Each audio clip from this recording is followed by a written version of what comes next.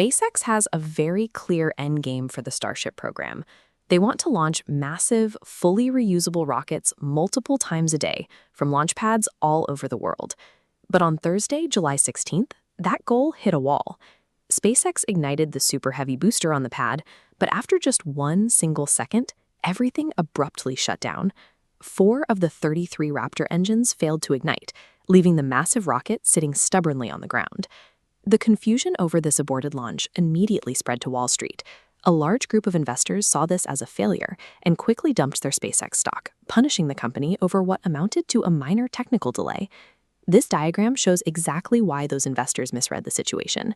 The issue traced back to a liquid oxygen pump, where trapped moisture had frozen solid, jamming the fuel flow. Executing an automatic hard shutdown on 29 firing engines without an explosion confirms the system is capable of safely handling a partial ignition failure. Exactly a week later, on July 23rd, SpaceX returned to the pad with a highly aggressive new flight profile. Instead of staggering the ignition sequence to ease the ship off the pad, they floored it, firing all 33 engines at exactly the same time. Punching the gas like this comes with a severe physical penalty.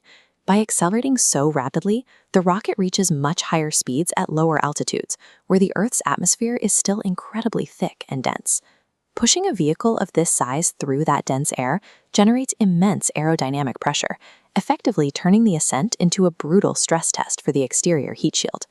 To gather visual data on whether those tiles were getting ripped off, SpaceX actually delayed the launch until they had completely clear skies, allowing ground cameras to track the Ascent. The rocket powered right through that maximum pressure zone with absolute stability.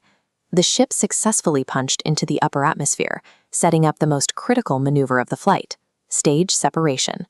Once the upper stage broke away, the Super Heavy booster flipped straight up and executed something we have never seen before: a full 33-engine boost back burn.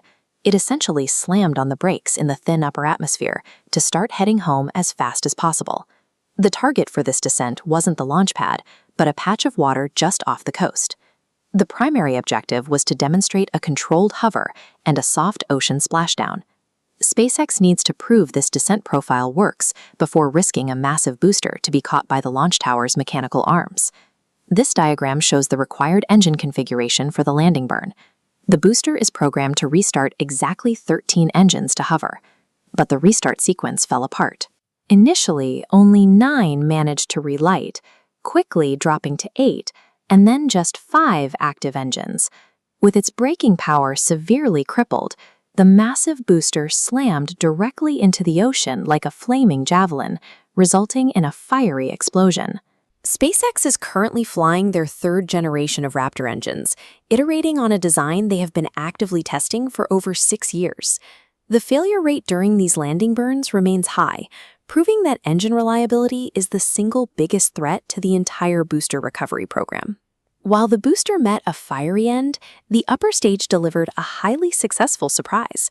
The ship flawlessly ignited all 6 of its engines and locked itself into a perfect suborbital trajectory to carry it around the Earth. Once in space, the Starship opened a small door on its back, often called the Pez dispenser, and deployed 20 next-generation Starlink V3 satellites. Last time they flew mass simulators, but these were the real deal, proving the ship can actively deliver live cargo to orbit.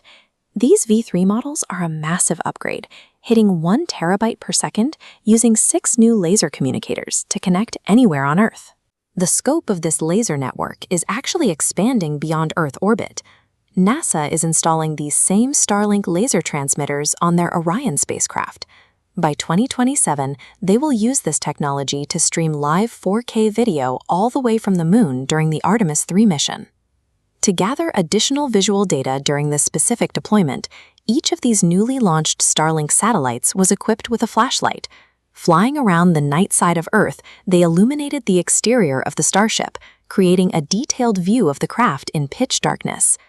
With 20 functional satellites now successfully transmitting data to the ground, the upper stage has demonstrated that it is a fully operational orbital delivery platform. Typically, the brutal thermal stress of atmospheric re-entry takes such a heavy toll that even if a ship manages a landing burn, it immediately tips over and explodes upon hitting the ocean. But Flight 13 ended with a shock. The ship executed a soft splashdown, slowly tipped over, and simply began to float.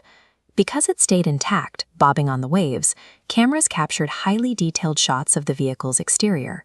The images clearly show the black heat shield tiles and the underlying white insulation layer completely undamaged from the extreme heat of re-entry. This survival rate creates a massive opportunity for SpaceX. By towing the entire vehicle back to dry land here in Australia, engineers can physically examine the hardware. Securing this historic trove of structural data will heavily inform how they design all future heat shields. Flight 13 proved the core design of the upper stage is sound, with the heat shield surviving re-entry and the payload system performing exactly as intended. Yet all of that progress hits a wall when it comes to the lower half of the rocket. Until the Raptor engines can reliably perform a complex landing burn, SpaceX has absolutely no hope of catching and reflying these super heavy boosters. The dream of full, rapid reusability is currently stalled out right here. Those empty launch towers at Starbase are waiting to finally catch a returning rocket, making a clean, fully controlled booster return the absolute mandate for Flight 14.